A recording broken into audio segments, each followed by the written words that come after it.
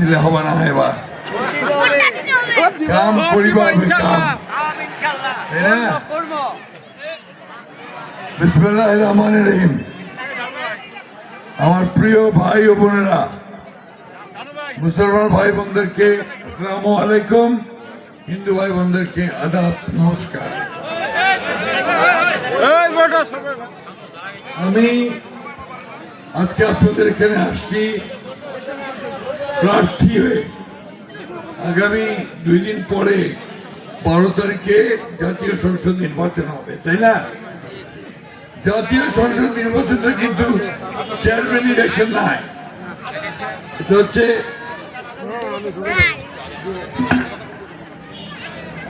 ভাই। আমি তো এই এলাকারই সন্তান, আপনাদেরই কারো ভাই, মামা, ফুপা, তাই না?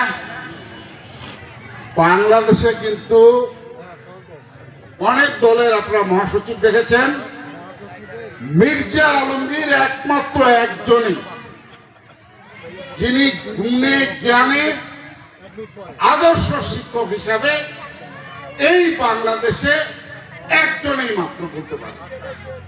অনেক আপনারা মানুষ দেখেছেন, অনেক মহাসচিব দেখেছেন, খেলাধুলার মহাসচিব তো আপনারা জানেন, চেনেন। তো যাই হোক, আমি স্যারের কাইন্ড পারমিশন নিয়ে শুধু এইটুকু বলবো যে আগামী 12 তারিখ, মাত্র 2 দিন পরে সকাল সকাল সবাই ভোট কেন্দ্রে এসে, আমি কিন্তু ঠাকুরগাঁয় এই চেয়ারম্যান ইলেকশনে ভোট দিতে আসছিলাম এবং ওনার জন্য আজকে 10-12 দিন ধরে আমি ঠাকুরগাঁয়ে কিন্তু পড়ে আছি। ভুলি বৈঠক থেকে সারা ঠাকুরগাঁয়ে আমি ঘুরে বেড়াইলাম, শুধু ওনার জন্য আসছি। আমার ভাই চাওয়া পাওয়ার কিছু নেই, আপনাদের জন্য আসছি। আপনাদের ওনার কাছে ইনশাল্লাহ চাইতে হবে না, উনি ঠাকুরগাঁর মানুষ, উনি জানে যে ঠাকুরগাঁর লোকের জন্য কি দরকার, কি করতে হবে। এটাই আমাদের গর্ব যে উনি মহাসচিব। ইনশাআল্লাহ উনি আগামীতে বড় জায়গায় যাবেন। আপনাদের সকলের কাছে দোয়া চান, আমরা সবাই দোয়া চাই ওনার জন্য। উনি যাতে সুস্বাস্থ্যের অধিকারী হন, দীর্ঘজীবী হন, আল্লাহ যাতে আরো ওনাকে ভবিষ্যতে রাজনীতি করার সুযোগ দেন, এই কামনা করে আপনাদের সকলকে শুভরাত্রি জানিয়ে ধন্যবাদ।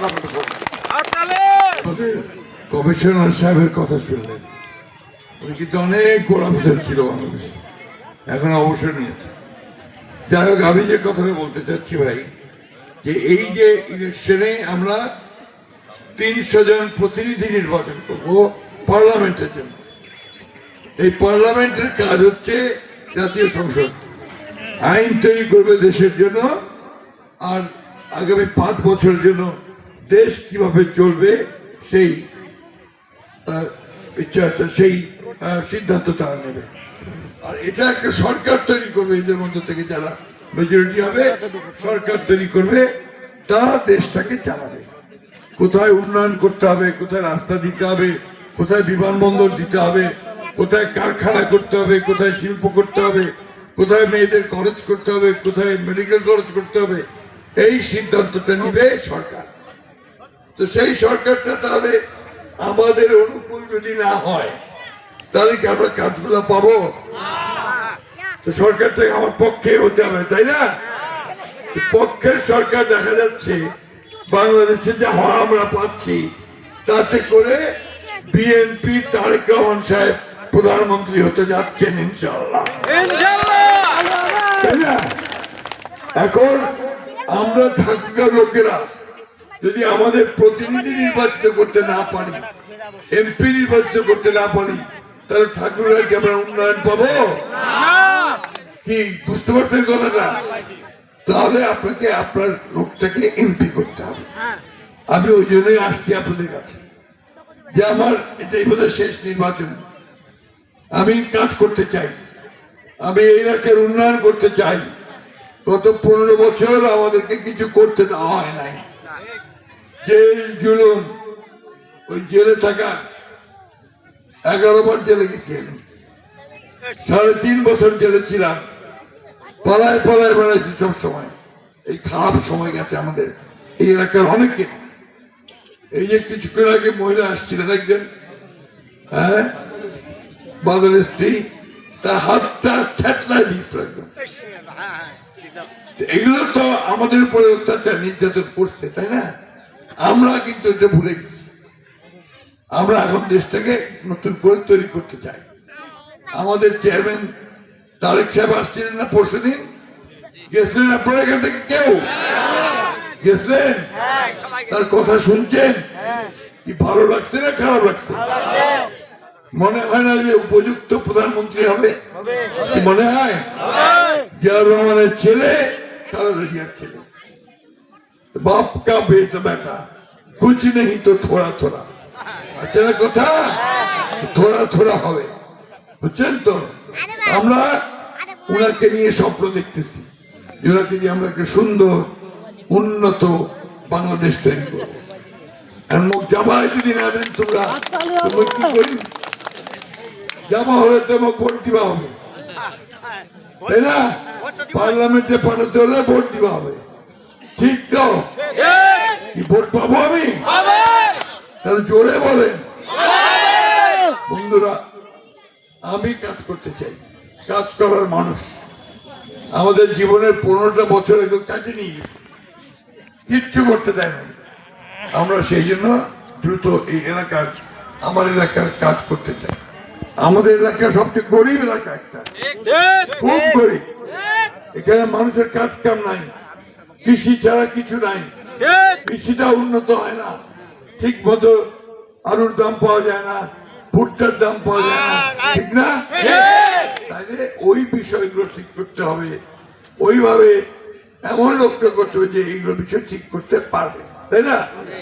আমি আপনাদের বলতে পারি, আমি কৃষি প্রতিমন্ত্রীও ছিলাম এক সময়, কৃষি দেখছি দীর্ঘদিন ধরে। আপনাদের এখানে এই রাস্তাঘাটে পথে ঘাটে কাজ করি, আমার কিছু ইচ্ছা আছে, চিন্তা আছে, সেই চিন্তাগুলো আমি বাস্তবায়িত করতে চাই।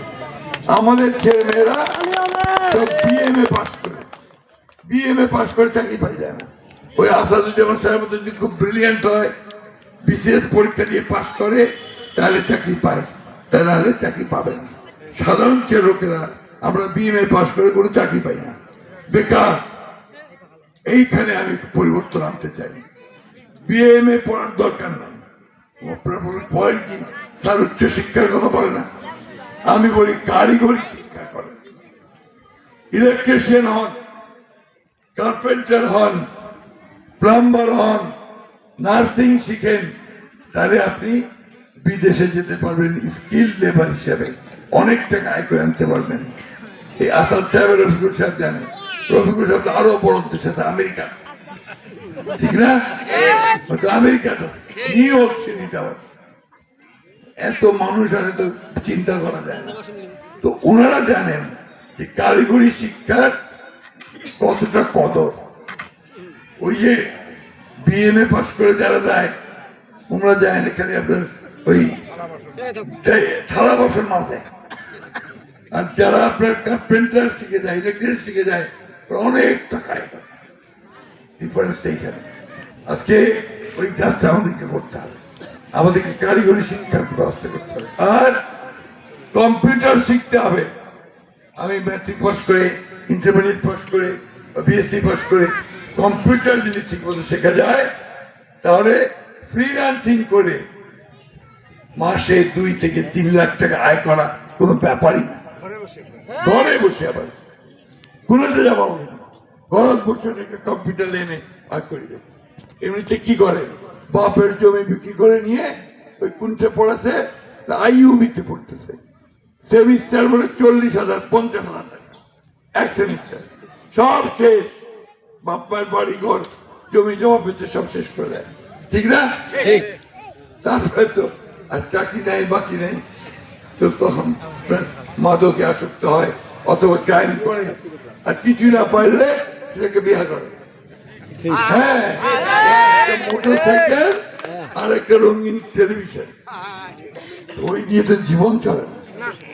জীবন চলতে হলে আপনাকে অনেক বেশি আয় করতে হবে, অনেক বেশি কাজ করতে হবে, এবং নিজের পায়ে নিজে দাঁড়াতে হবে। এই যে আমার পিছের ছেলেরা বসে আছে, সবগুলোর দরকার আপনার কারিগরি শিক্ষা শিখে। আপনারা যদি কুমিল্লা, নোয়াখালী, চিটাগাং, সিলেট আর বরিশাল দিকে যান, গ্রামের মধ্যে দেখবেন কি সুন্দর সুন্দর পাকা বাড়ি সব, আর ওদের ছেলে মেয়েরা অনেক ভালো থাকতেছে। কেন? যদি প্রত্যেক পরিবার থেকে 2-3 বিদেশে আছে, মিডল ইস্টে আছে, তো টাকা পাঠায় আর এরা ভালো থাকে। তো এটা আপনারা করতে চান না? এটা আমরা করতে পারি না? পারে কিনা ভাই? বলে চেষ্টা করলেই পারে, ঠিক তো নাকি? এই আমার নেতা কি বলে? হ্যাঁ, এইগুলো কাজ আমরা করতে চাই। আমরা অনেকে আমাকে বলতেছেন শিবগঞ্জ এয়ারপোর্ট হবে, বিমানবন্দর হবে, তারেক সাহেব হবে। এই অ্যাক্সিডেন্ট কিন্তু পকেটের যদি পয়সা না থাকে তাই মই বিমান কঠিন কেমন? টিকিট ভাড়া লাগবে না আমার, টাকা আয় করতে হবে। এই টাকা আয় করার ব্যবস্থা করতে হবে। আমি সেই কাজগুলো করতে চাই, আমার ইচ্ছা ওইটাই। যাই হোক, আমি বক্তব্য বাড়াবো না। আমি একসঙ্গে কথা বলে শেষ করতে চাই ভাই। এখন তো নৌকা নাই, আছে তো যাক, এখন নৌকা নাই, কিন্তু একটা আছে আপনার দাঁড়িপাল্লা আছে না? এখানে কতগুলো আছে? আছে কিছু থাকি ব্যাপারে রাজনৈতিক দল থাকতে পারে, আমি সেটা বলতেছি। যদি থাকে তাতে অসুবিধা নাই, রাজনৈতিক দল তো। আমার একটা প্রশ্ন আছে ওই জামাত ইসলামের কাছে, যে আপনারা এই যে এত কথা বলতেছেন, উমার আমির সাহেব, ডক্টর শফিকুর রহমান, কত যে কথা বলে আর কত যে কি করে। আমার একটাই প্রশ্ন, 1971 সালে যখন আমরা দেশটা স্বাধীন করার জন্য যুদ্ধ করি, 30 লক্ষ মানুষ শহীদ হয়, 2 লক্ষ মা বোনের সম্ভ্রম নষ্ট হয়, তখন আপনারা কোথায় ছিলেন? তখন আপনাদের ভূমিকা কি ছিল? তখন আপনারা পাকিস্তান হানাদার বাহিনীকে সাহায্য করেছেন, তখন আপনারা আমাদের মা বোনদের ক্ষতি করেছেন। আমরা স্বাধীনতায় বিশ্বাস করেন, সুতরাং সেই দলের হাতে আমরা রাষ্ট্রের দায়িত্ব দিতে পারি না। পারি? তাদেরকে সরকার হতে দিতে পারি? তাহলে ভোটটা ঠিকই আমাদের ধানের শীষে দিতে হবে, তাই না? দেশটাকে বাঁচাতে। এই ধানের শীষটা কার দল? শহীদ জিয়ার দল। শহীদ জিয়া স্বাধীনতার ঘোষক, আর ম্যাডাম জিয়া ছিলেন গণতন্ত্রের রতন্ত্র প্রহরী, আপসহীন নেতা। তার এই সন্তান আজকে আমাদের নেতা। তাই ভাই সব আসেন, আমরা 12 তারিখে ধানের শীষে ভোট দিয়ে এক ইতিহাস সৃষ্টি করি, যে ঠাকুরগাঁর মাটি ধানের শীষে, জামালপুরের মাটি ধানের শীষে, ঠিক আছে তো? চৌরঙ্গীর মাটি। আপনাদের সকলকে আবারও 12 তারিখে সকাল সকাল ধানের শীষে ভোট দেওয়ার দিয়ে এবং আমাকে আপনাদের কাজ করার সুযোগ করে দেওয়ার জন্য আপনাদের আহ্বান জানিয়ে বক্তব্য শেষ করছি। আসসালামু আলাইকুম, খুদা হাফেজ। বাংলাদেশ জিন্দাবাদ, ধানের শীষ সরকার কি